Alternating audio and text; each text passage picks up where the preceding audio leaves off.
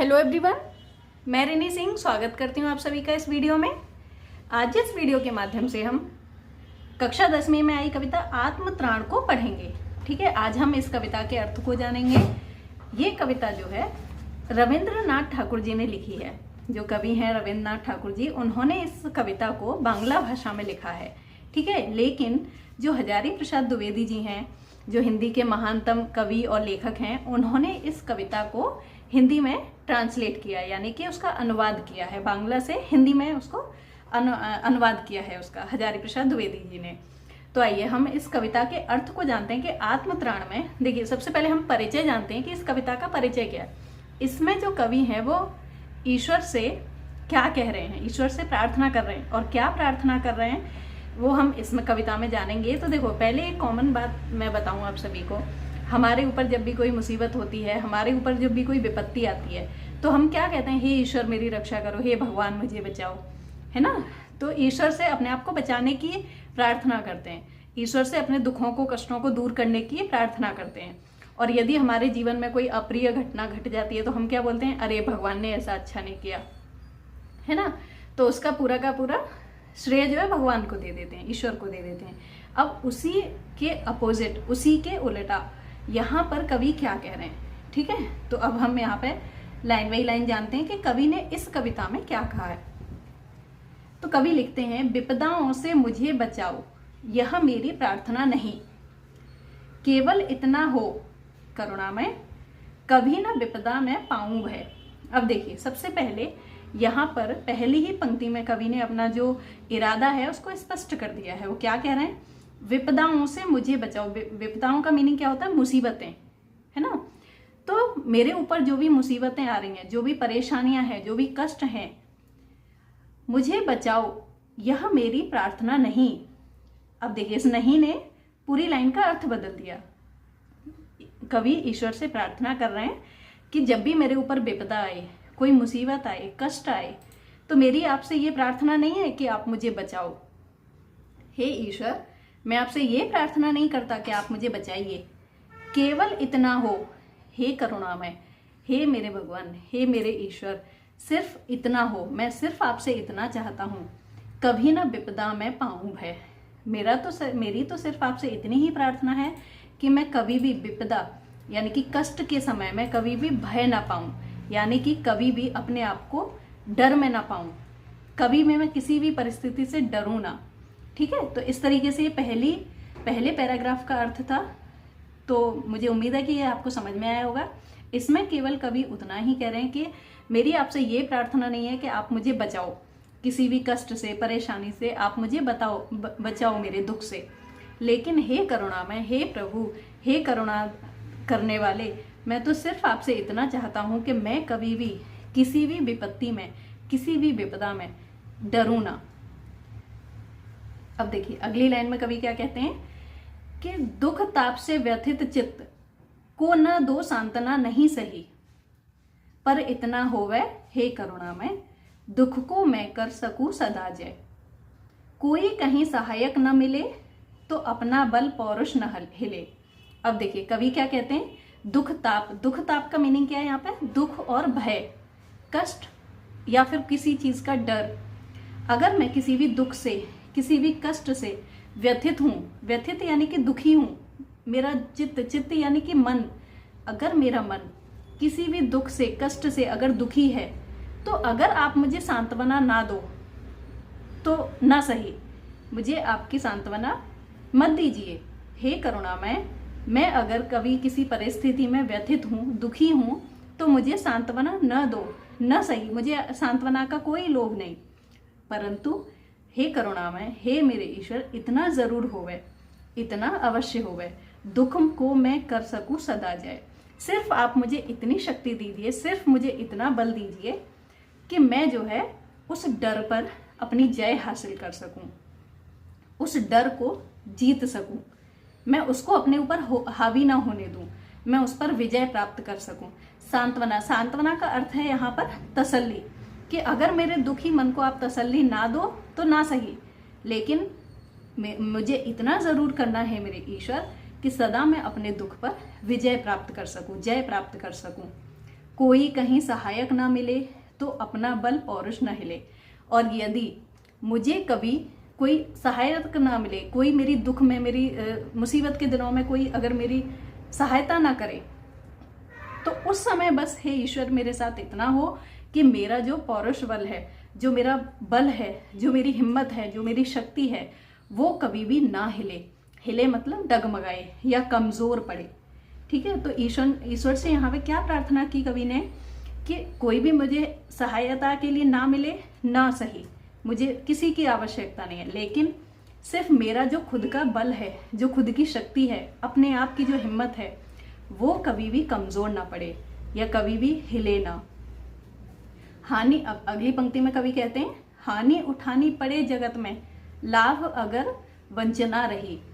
देखिए यहाँ पे इस लाइन का अर्थ क्या है कि हानि उठानी पड़ी जगत में, अगर मुझे कितनी भी हानि उठानी पड़े इस जगत में, अगर मैं लाभ से वंचित रह जाऊं, लाभ मुझे धोखा दे दे। वंचना का मीनिंग यहाँ पे दो है, एक है या तो मैं लाभ से वंचित रह जाऊं, और एक है या लाभ मुझे धोखा दे दे, यानी कि मुझे कभी जीवन में कोई लाभ ना मिले, सिर्फ मैं हानि ही उठाता रहूं। हानि का मतलब क्या होता है, जो भी नुकसान होते हैं, तो मैं जीवन में सदा नुकसान उठाता रहूं, मुझे कोई लाभ ना मिले, मैं लाभ से वंचित रह जाऊं, तो भी मन में ना मानू छय, मैं कभी भी अपने मन में अपना नाश न मानू। छय का यहाँ पे मीनिंग क्या है, अपना नाश यानी कि पराजय। मैं मन से कभी हार न मानू, मैं मन से हमेशा लड़ता रहूं, जीतता रहूं। मन की जो कहते हैं ना, मन के हारे हार है, मन के हारे जीत, मन के जीते जीत। तो उस तरीके से यहाँ पे कवि कह रहे हैं कि मैं अपने मन में कभी छय न मानू, मैं अपने मन में कभी हार न मानू। तो यहाँ तक आपको समझ में आ गया सभी को। देखिए यहाँ पर कवि ने सिर्फ एक ही प्रार्थना की है कि आप मेरी चाहे मदद करो या ना करो, हे ईश्वर, आप मुझे सांत्वना दो या मत दो, मुझे तसल्ली दो या मत दो, परंतु मेरा जो अपना बल है उसे आप कमजोर मत पड़ने देना। अब देखिए नेक्स्ट लाइन में कहते हैं, मेरा त्राण करो अनुदित, तुम यह मेरी प्रार्थना नहीं। मेरा त्राण का मतलब क्या है, यहाँ पे त्राण का अर्थ है रक्षा, कि मैं, और अनुदित का अर्थ है यहाँ पे कि हर दिन। मैं नहीं प्रार्थना करता आपसे, मेरी ये प्रार्थना नहीं है कि आप हर दिन मेरी रक्षा करो, आप हमेशा मेरी रक्षा के लिए आए, मैं ऐसी प्रार्थना आपसे नहीं करता, परंतु बस इतना होवे हे करुणामय, हे ईश्वर, बस इतना होवे, तरने की हो शक्ति अनामय, कि जो मेरे अंदर शक्ति है किसी भी चीज में आगे बढ़ने की या तरने की यानी कि सफल होने की, जो मेरे अंदर शक्ति है वो जो है स्वस्थ रहे, रोग रहित रहे, उसमें कभी कोई कमी ना आए, मेरी जो शक्ति है वो कमजोर ना पड़े, तरने की जो मेरी शक्ति है वो रोग रहित रहे, स्वस्थ रहे, ताकि मैं हर मुसीबत में आगे बढ़ता रहूं। मेरा भार अगर लघु करके न दो सांत्वना नहीं सही। अब देखिए कवि क्या कह रहे हैं कि जो मेरे ऊपर भार है, भार का अर्थ क्या है यहाँ पे, बोझ। तो जो भी मेरे जीवन में बोझ है मेरे ऊपर, अगर आप उन्हें लघु करके, लघु का मतलब क्या होता है, छोटा, कि मैं नहीं कहता आपसे कि आप मेरा जो भार है उसको कम कर दो या छोटा कर दो, और उसको कम करके आप मुझे सांत्वना नहीं देते हो तो वो ना सही, आप मुझे सांत्वना मत दो, केवल इतना रखना अनुनय। हे प्रभु, मेरी तो आपसे सिर्फ इतनी ही प्रार्थना है, मैं तो सिर्फ आपसे इतना ही कहना चाहता हूँ, वहन कर सकूं इसको निर्भय, कि जो भी मेरे जीवन का भार है, जो भी मेरे जीवन में कठिनाई है, परेशानियां हैं, उनको सिर्फ मैं अपने जीवन में जो है बिना किसी डर के, निर्भय, निर्भय का अर्थ क्या है, बिना डर के वहन कर सकूं, यानी कि ढो सकूं। वहन का अर्थ क्या है यहाँ पे, ढोना, बोझ उठाना, कि मैं अपने जीवन का जो भी बोझ है मैं उसको बिना किसी डर के, बिना किसी कष्ट के उसको उठाता चला जाऊं अपने आत्मबल से। नतशिर होकर सुख के दिन में, तब मुख पहचानूं छिन छिन में। अब देखिए यहाँ तक तो ईश्वर से प्रार्थना कर रहे हैं अपने दुखों के दिन के लिए। अब यहाँ पे कवि क्या कहते हैं, नतशिर होकर सुख के दिन में, हे ईश्वर, हे मेरे भगवान, अगर मेरे कभी ऐसे दिन आते हैं जब मेरे सुख के दिन हो, जब मेरे जीवन में खुशी लौटे, मैं जब बहुत अधिक प्रसन्न रहूं, तो उस समय पर नत सिर होकर, अपना सिर झुकाकर, नत का मतलब क्या होता है, झुकाकर, सिर यानी कि अपने सिर को झुकाकर, तब मुख पहचानूं छिन छिन में, उस समय भी मैं आपको भूलूं ना। होता क्या है कि सब लोग दुख के दिनों में तो ईश्वर को याद करते हैं, लेकिन जब सुख के दिन आते हैं तो ईश्वर को भूल जाते हैं, है ना। दुख के दिनों में हम मंदिर जाएंगे, नारियल चढ़ाएंगे, जो भी जितने भी जतन होंगे सब करेंगे, लेकिन जब सुख के दिन आएंगे तो ईश्वर को भूल जाएंगे। तो यहाँ पर कवि अपनी उसी बात के डर से यहाँ पे कह रहे हैं, लेकिन हे ईश्वर मेरे ऊपर इतनी भी कृपा रखना कि अगर मेरे सुख के दिन आए तब मैं आपको छिन छिन का यहाँ पे अर्थ क्या है, क्षण क्षण में, पल पल में मैं आपको याद रखूं, आपके मुख को हर चीज में मैं देख सकूं, आपके ही हर जगह दर्शन कर सकूं। तो सुख के दिनों में भी मेरे ऊपर इतनी कृपा रखना है ईश्वर कि मैं आपको हर जगह देख सकूं, हर जगह आपको आपका दर्शन कर सकूं।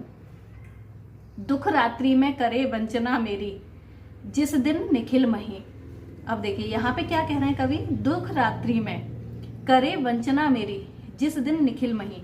अब देखिए यहाँ पे जो वंचना है इसका मीनिंग है धोखा दे, कि अगर मुझे दुख किसी भी रात्रि के समय पर धोखा दे, मेरी जिस दिन निखिल मही, निखिल मही का मीनिंग है सारी धरती, यानी कि सारी धरती या फिर जो भी लोग हैं वो मेरे विरोध में क्यों ना हो जाएं, वो मेरे आमने सामने क्यों ना खड़े हो जाएं। दुख की रात्रि में, अगर मेरी दुख की रात्रि में मुझे लोग जब धोखा दें, चारों तरफ से मुझे दुख में और ज्यादा कष्ट दें, मुझे और ज्यादा वो परेशान करें,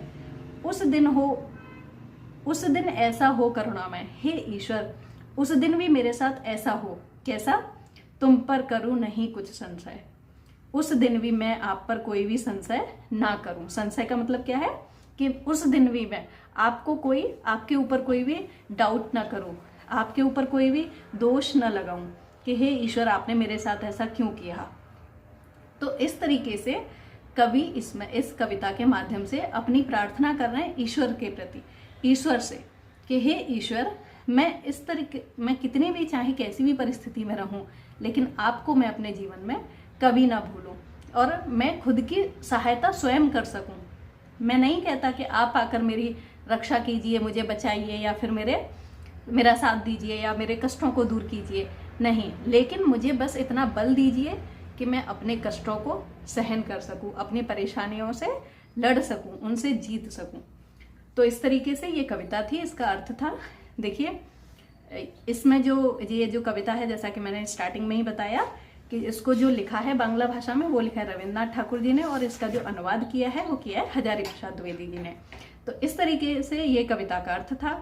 मुझे पूरी उम्मीद है कि आपको ये अर्थ पूरी तरह से समझ में आया होगा, और अगर आपको ये कविता पसंद आई, आपको समझ में आई, तो प्लीज़ मेरे चैनल को लाइक, शेयर और सब्सक्राइब ज़रूर कीजिए।